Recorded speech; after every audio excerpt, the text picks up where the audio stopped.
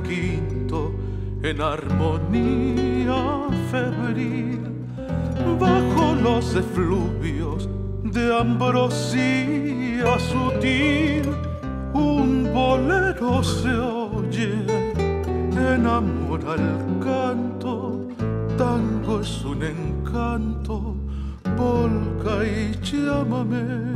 La peña se crece, se agiganta con él, su figura emerge, cual del arte un vergel. La bohemia eterna, sublime se vuelve, arpas y guitarras, cantos por doquier.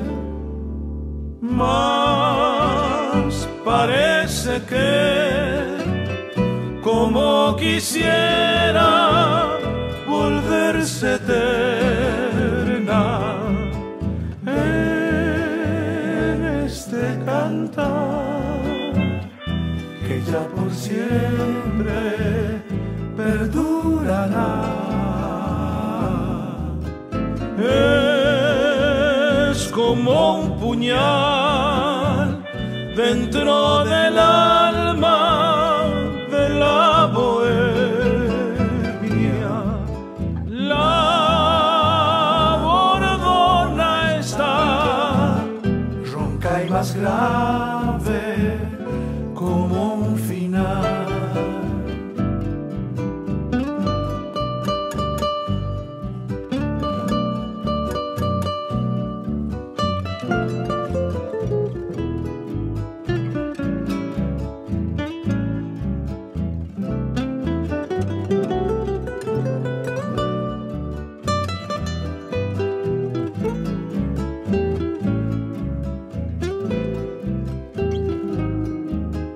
Celso Riveros, un fiel compañero que paseó por el mundo su musicalidad, su arte y su genio virtuoso talento son aportes que nunca jamás morirán.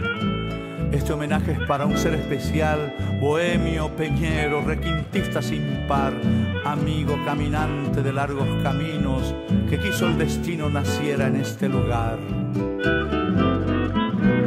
Entre acordes breves empieza ya a vibrar, las cuerdas dolientes oyen el trasnochar, el cantar emite la voz de otra noche, rumbo a los umbrales de otro amanecer. El canto parece hoy más tierno que ayer, pareciera un duende confundirse con él, mas se va la noche, ya en la madrugada llora una guitarra sin poder parar. Mas parece que, como quisiera volverse eterna, en este cantar que ya por siempre perdurará.